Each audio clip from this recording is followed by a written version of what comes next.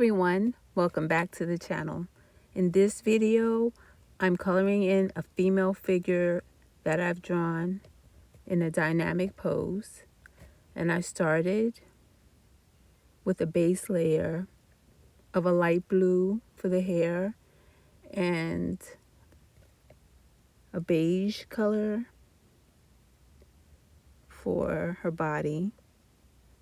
And now here, I'm layering on about the third layer of brown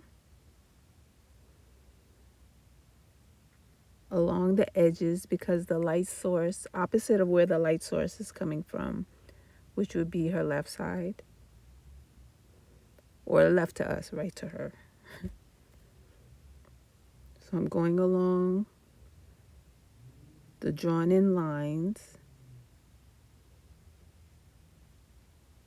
I'm not going to draw against all of the lines.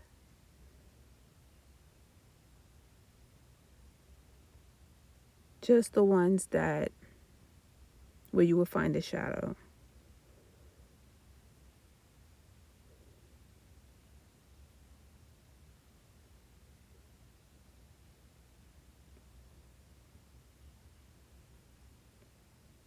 So where there would be curves,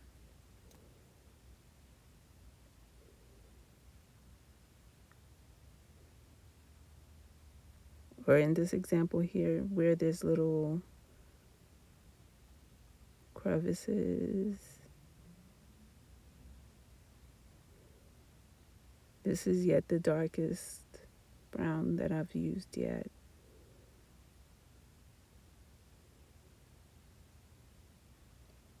Different brands have different names for their colors, so depending on which brand of markers you're using, you're gonna see different names, but it's essentially like a dark sienna.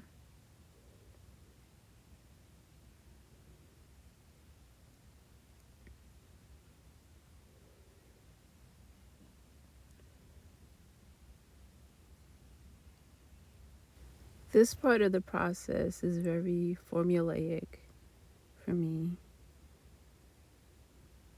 but you still want to kind of, you feel it out.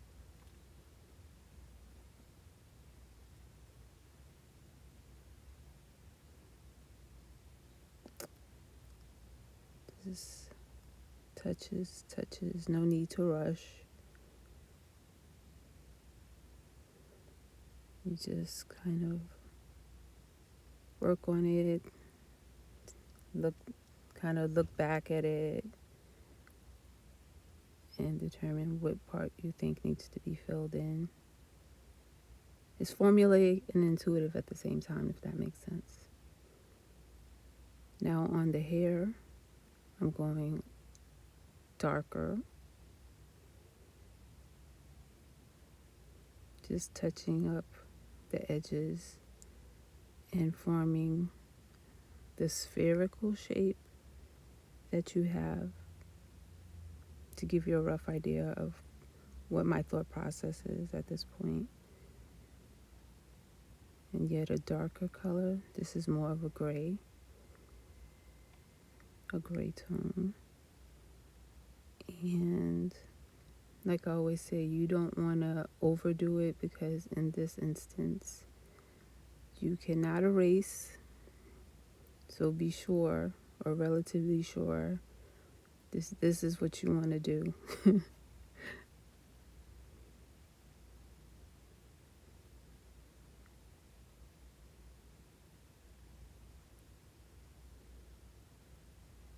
So this is the deepest color, and I'm going to go over some of the lines.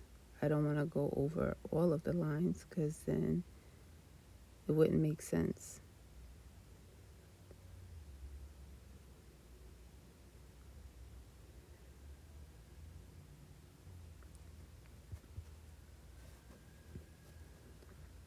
Meaning it wouldn't make sense that you put this other color. You could have went straight to this darkest color. So you want the middle tone to show through. So remember, this is a building process. So just take your time.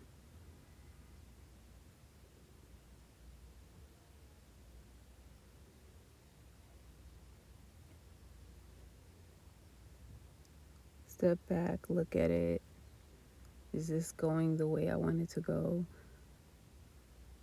Less is more.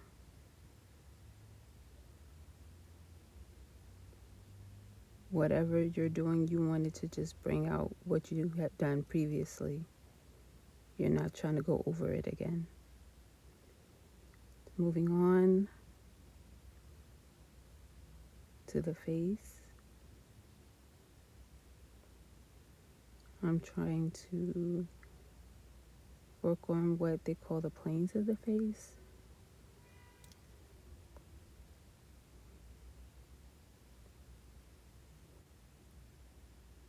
I start from my lightest color and I go darker gradually.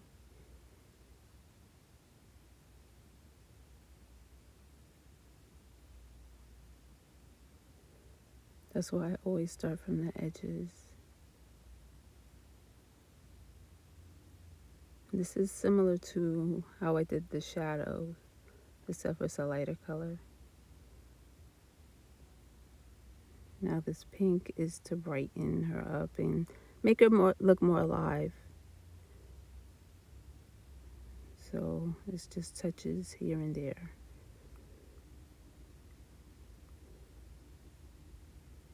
And this color I'm spreading out on her hair, on her body.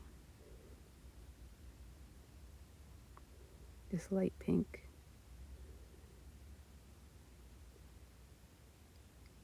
And now more with the shadows on the body. This shadow is from her torso. It's like a cast shadow from her torso. That's why there's more of it on the other arm. And I'm adding this around to make it cohesive, moving the brown around to make it more cohesive. This is yellow. I want it to serve the same purpose as the pink.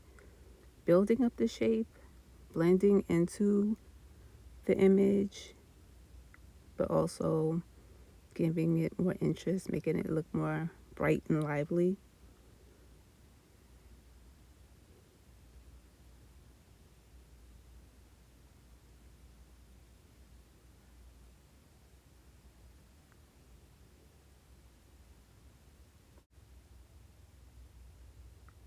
Since this is a fictional image, you can take liberties and kind of feel out what you want to see and how you want it to look. At this point, I'm trying to define her shape, the shapes in her arm, a little bit more. It's fictional, but I wanted to have some degree of realism.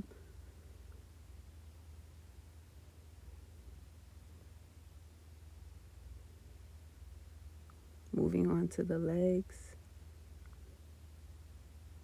from light to dark. One leg is creating a shadow for the second leg.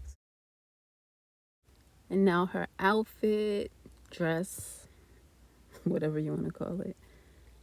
I'm going to outline it with my darkest purple. I already know that I want the dress to be purple. So in the creases, these are going to be the darkest parts.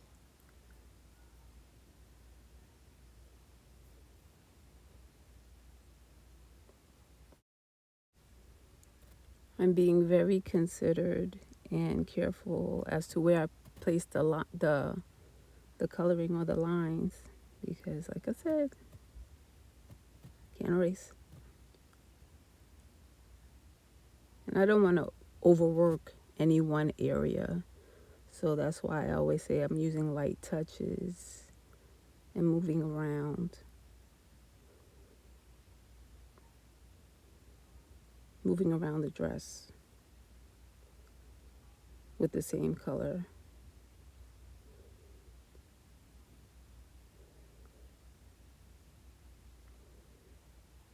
And the lines, it's really better that they're not just like, how can I describe it? Too even. You want it to be like thick and then go to thin. It gives you a better outcome.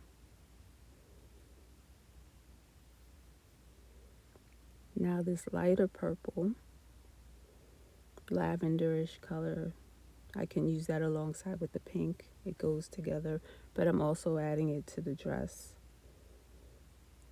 leaving space for light and building up the shape.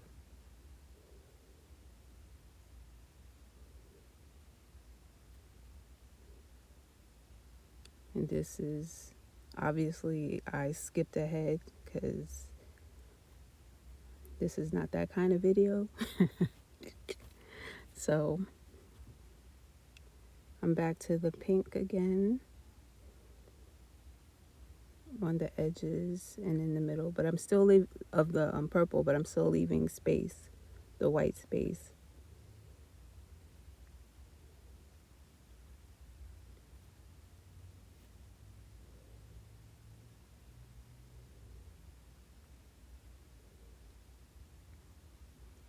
Feeling it out.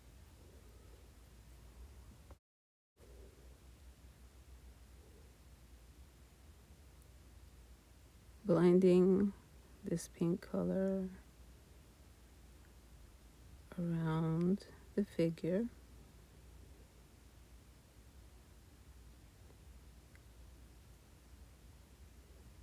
Now I'm adding a darker color to her lips, the shadow side, more of the brown. Touching up the eyes. Like I said, you want to move around. You don't want to overwork one area too much.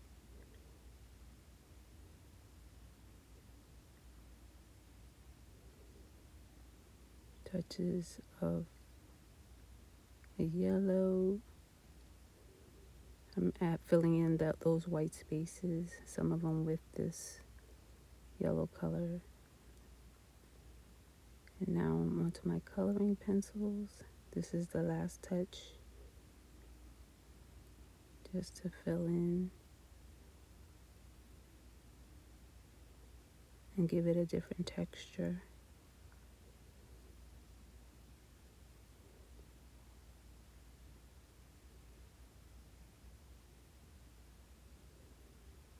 Give a different texture to my lady. Purple color pencil, just touches.